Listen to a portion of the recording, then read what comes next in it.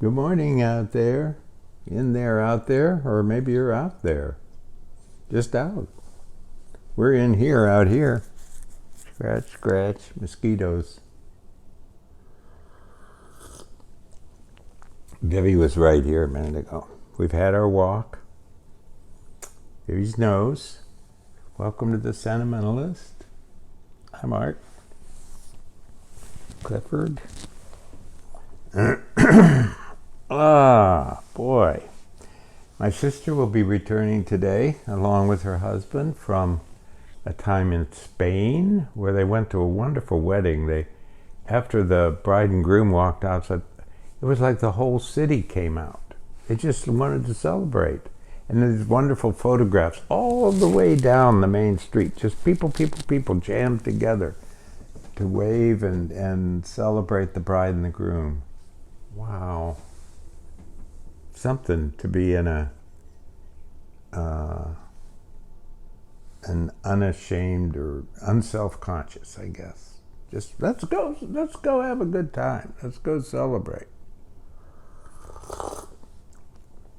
And then they went over to Italy, went to cooking school, and the most interesting, which sounds like it's about me, but I don't want it to sound that way. I want it to sound about amazing coincidence. That's what it's about. So they're in this restaurant in Siena, which has about 5,000 restaurants. They pick one, they go in, they sit down. Did you hear me say Pittsburgh, Gwyn? Go in. And sat down at their table, and they had a server, and the guy was talking, and they would talk, and it was wonderful. It was very Italian. They had lots of talking, and asked him about different things, and it turns out he's going to the university, and he was studying some literature, and one of the books in the class that they were reading was by this guy. The basketball book, even. Losing Season. Now, what are the odds of this? Let's think about that. There are no odds. That's beyond odds, okay? I don't care if gambling's legal. I would never bet on this. Oh, buy a lottery ticket, Jack. What a wonderful thing. But they had the best time in cooking school, and then they sent us a photograph, and here's their delicacies that they made, and smiling, and so good, so good. And they'll be home today, and let's hope all the flights go well and they make their connections, because you know what it's like up there in the air business. It's really tough. Meredith had a terrific opening. We went last Saturday. And the reason you need to know this is if you're close by to La Fonse Gallery, boy, they have beautiful art in there. It's an opening for, I don't know, maybe 20 different artists. And Meredith has done this series of women's bodies, not sexy. They're women's bodies with amazing pastel colors and raw drawing, paintings. No heads. And it's partly, she says it's about a number of things, and certainly one of them is the Roe versus Wade terrible decision. We're going to end today with not a poem by me, but an interesting prayer. How about that? Me.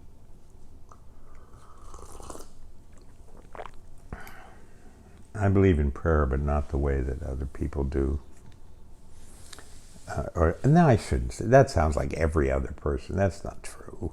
Not the way I was brought up. Let's just put it on me and not anybody else. So her opening was a joy, and we can't afford her paintings, and that's just hilariously wonderful. Yeah.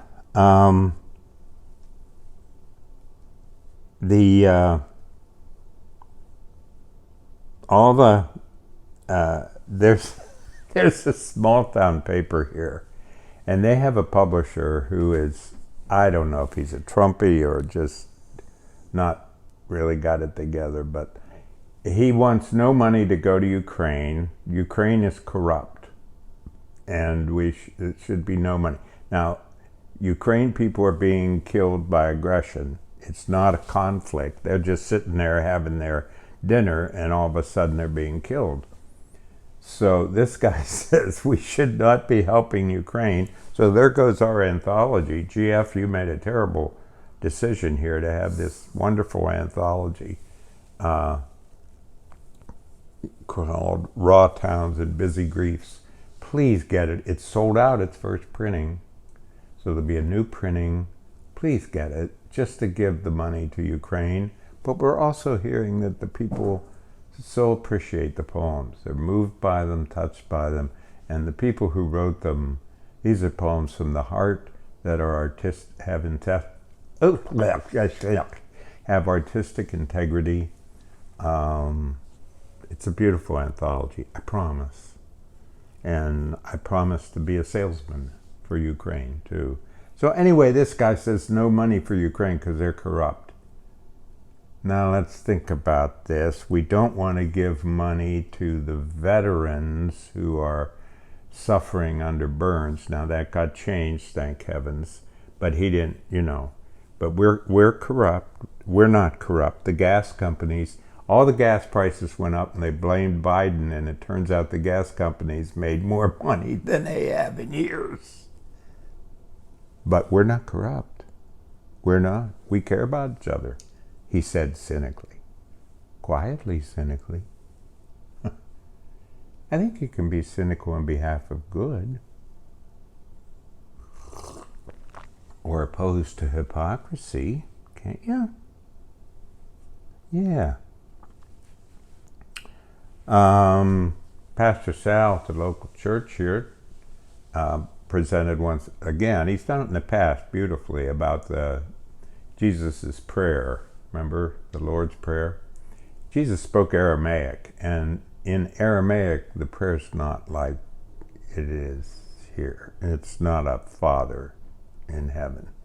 It's not. And then it goes on, and it's very different, and it's not a guilt-ridden, and it's in Aramaic. And if you translate it, that's the way it comes out. I recommend it. Might help. And we got a screen door. Do you have a screen door? Everybody should have a screen door. We have a breeze now. Holy cow, it takes you to, you're on vacation. You go from your house to you're on vacation. Like when you go to a place and it's cool and there's a breeze and it just comes right through. Now yesterday we couldn't use it. The humidity was so high. Do you have the humidity? Ooh. We had big storms though, that helped. We had a nice walk this morning, Vivian and I. Really nice. The humidity's down, so maybe the screen will open. The cats don't know what to do with the screen. They keep staring at it. And it kind of has an opening at the bottom. I don't know what you'd call it, but it breaks open. Well, one cat got out and just turned right around. It's just scrambling to get back in. They like it inside. Anyway, get a screen door. Yeah.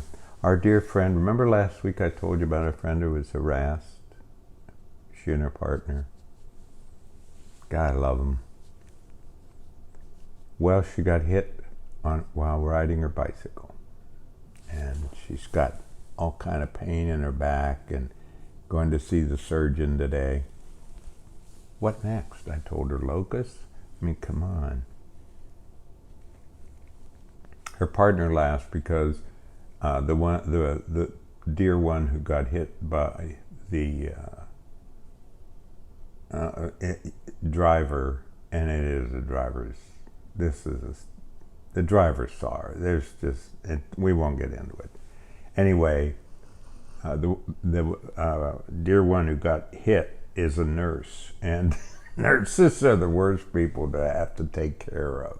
No, get away! No. So we had to psychoanalyze them about what they had to put up with in the hospital, and they're not about to even come close to it when they get hit or hurt. Oh my goodness, yeah.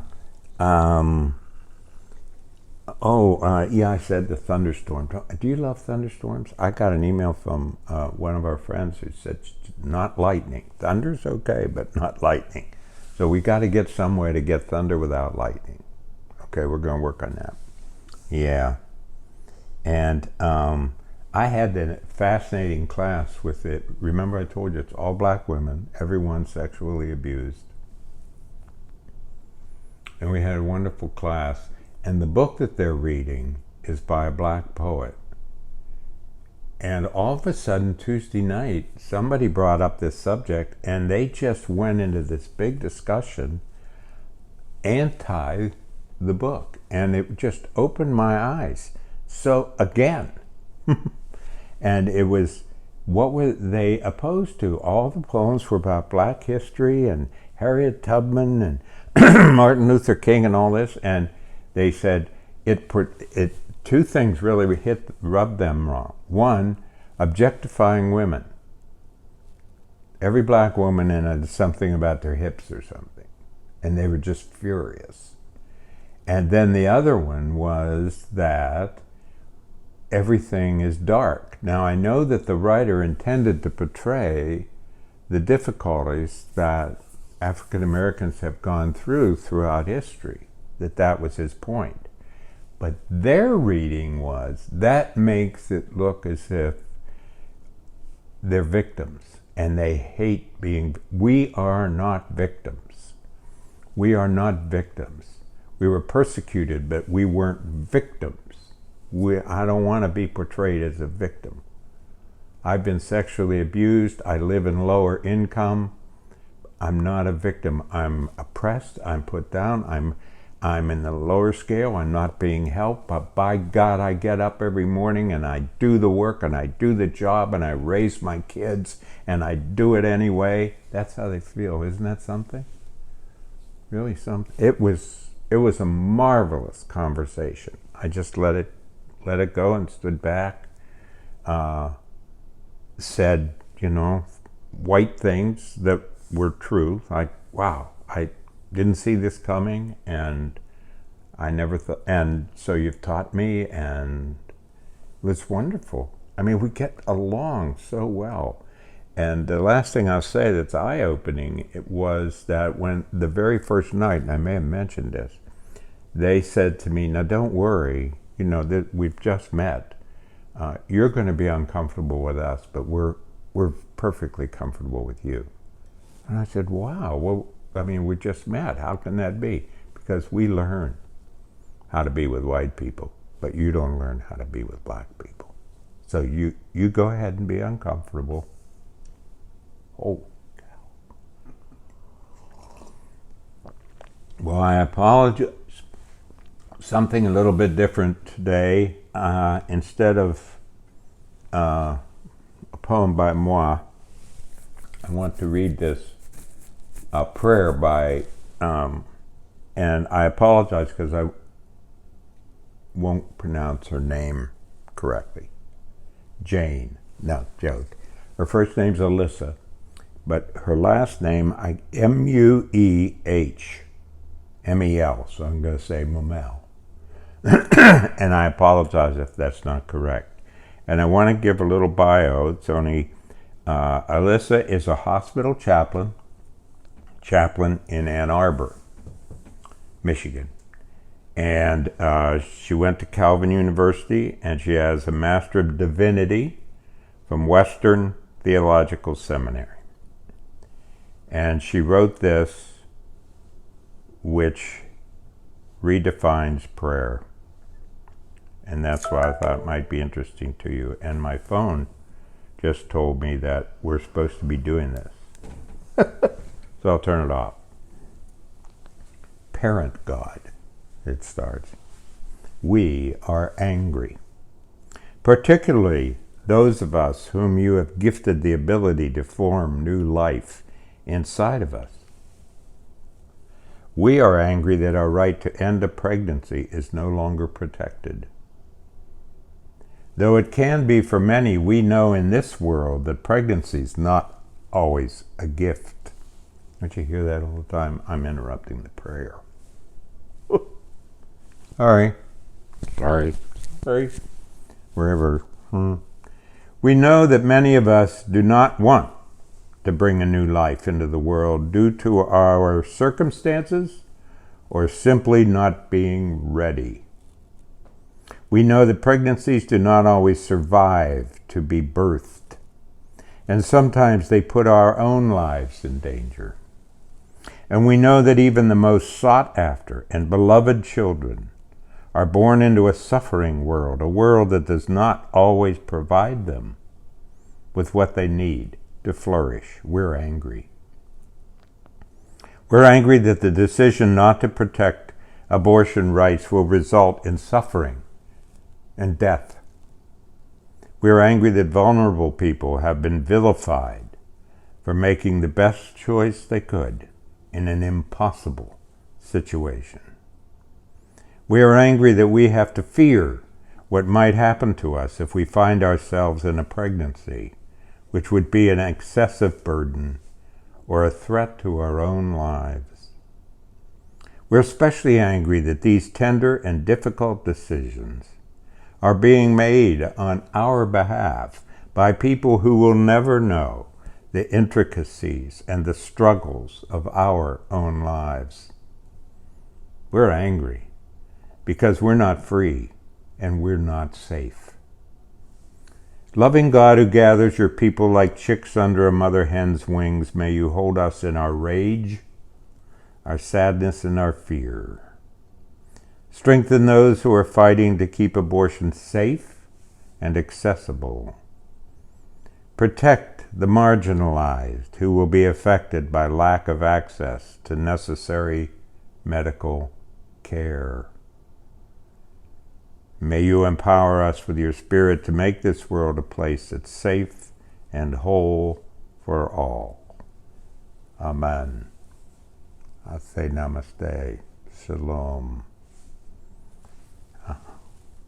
I think that's pretty universal, except for those. I'm sorry if you don't agree. Try to be cheerful. Be kind. Take care. Thanks for being with me and Julie behind the camera.